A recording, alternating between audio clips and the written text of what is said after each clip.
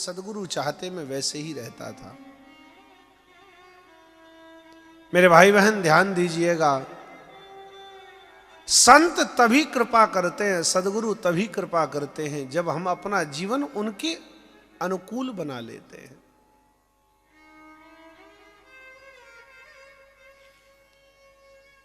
सब लोग कहते हैं महाराज हम पे कृपा करो, हम पे कृपा करो, कृपा करो, कृपा करो, पर कृपा हो कैसे?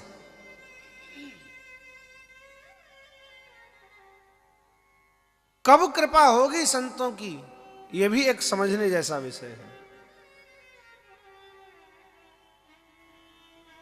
महात्मा किसी के ऊपर धन देख करके कृपा नहीं करते,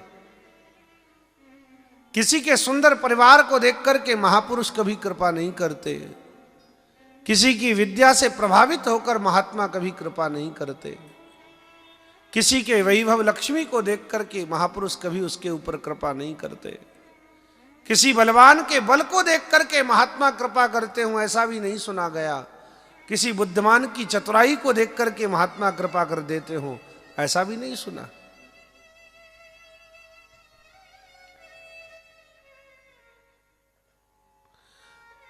कृपा कैसे होगी यह समझने जैसी बात है।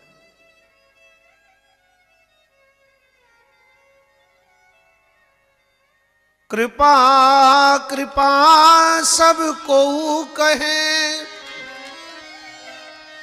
कृपा पात्र नहीं कोई, कृपा पात्र सोई जानिए जो सब विधि सेवक हो। कृपा पात्र सोई जानिए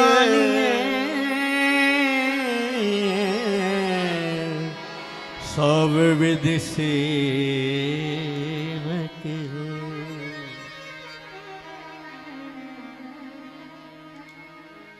कृपा उसी के ऊपर होती है जो सब प्रकार से भगवान का सेवक हो जाता है, संतों का सेवक हो जाता है।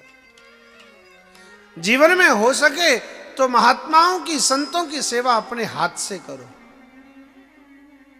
परमात्मा की सेवा अपने हाथ से करो। कितनी भी अनुकूलता ठाकुर जी ने आपको क्यों न दे रखी है, लेकिन अपने गोविंद की सेवा, अपने प्यारे सदगुरु की सेवा अपने हाथों से करो। महात्मा कृपा करने वाले हैं। जब तक जीवन महात्माओं के अनुकूल नहीं होगा, हम उनके बताए हुए मार्ग पर चलेंगे नहीं, उस बातों को, उन विचारों को जीवन में नहीं लाएंगे, तब तक महात्माओं की कृपा नहीं हो सकती।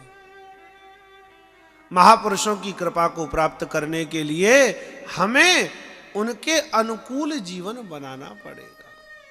देवर्षि नारद कहते हैं महात्मा उठते उससे पहले जाग करके मैं वन से समिधा ले आता, तुलसी ले आता, पुष्प ले आता, सुंदर जल ले आता, कुएं का, नदी का भर करके उनके ठाकुर जी की सेवा के सब प्रबंध कर देता। महात्मा बड़े प्रसन्न होते। और दूसरा, संतों ने जो मेरे ऊपर कृपा किया उसका एक विशेष कारण यह भी था, महात्मा उसके ऊपर कृपा करते हैं जो जीवन में कम बोलता है। कथा सुनने के बाद हो सके तो शब्द ब्रह्म का कम से कम अपमान करो। शब्द ब्रह्म का प्रतीक है। हम संसारियों की एक आदत सी बन गई है, हम एक शब्द सार्थक बोलते हैं तो दूसरा शब्द निरर्थक बोलते हैं। हम बाजार में कहीं जा रहे हैं, कोई हमारा मित्र सामने से सब्जी लेकर के आ रहा है, टोकरी में हमें सब्जी दिखलाई पड़ रही है, आलू लाया है, गाजर लाया है, मटर लाया है, घिया लेकर के आया है। फिर भी जब नजदीक जाते हैं तो व्यर्थ में ही पूछते हैं, और भैया सब्जी वब्जी ले आए? पहली बात तो जब तुम्हें मालूम पड़ गया ये सब्जी लेकर के आया है तब पूछना नहीं चाहिए, और यदि पूछ भी रहे हो तो सब्जी ले आए ये तो समझ में आता है, बब्जी ले आए इसका मतलब क्या होता है? हम संसारी एक शब्द सार्थक बोलते हैं तो दूसरा शब्द निरर्थक प्रयोग करते हैं।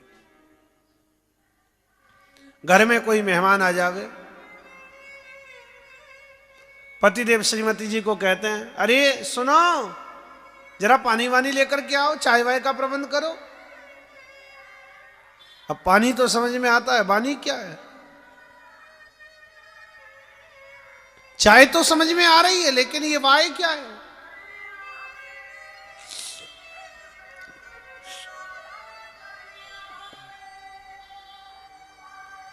जीवन में वाणी से जो कुछ बोलो उसे पहले तोल करके बोलो, हम क्या बोल रहे हैं। शब्द ब्रह्म है, ब्रह्म रूपी शब्द का प्रयोग करो, दुरुपयोग नहीं।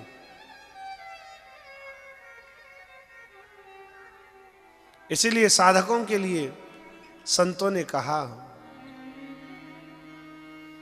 ऐसी वाणी बोलिए मन का आपा खोए, औरन को शीतल करे, आपहु शीतल हो।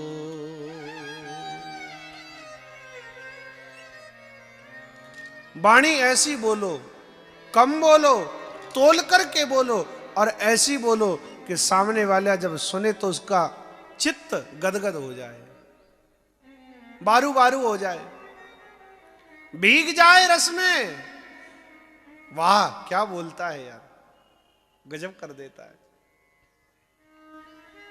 देवर्षि नारद ने कहा, हे व्यास जी महाराज, मैंने जीवन संतों के अनुकूल बना लिया था और मैं कम बोलता था। महापुरुषों के पास जब बैठता तो उनकी सुनता अधिक था, बोलता कम था। मेरे भाई बहन, जो अधिक बोलेगा वह झूठ भी बोलेगा। अधिक बोलने वाला झूठ बहुत बोलता है, और जो कम बोलता है और मीठा बोलता है वह प्रयास करता है मैं कम से कम असत्य का अपनी वाणी से भाषण करूं।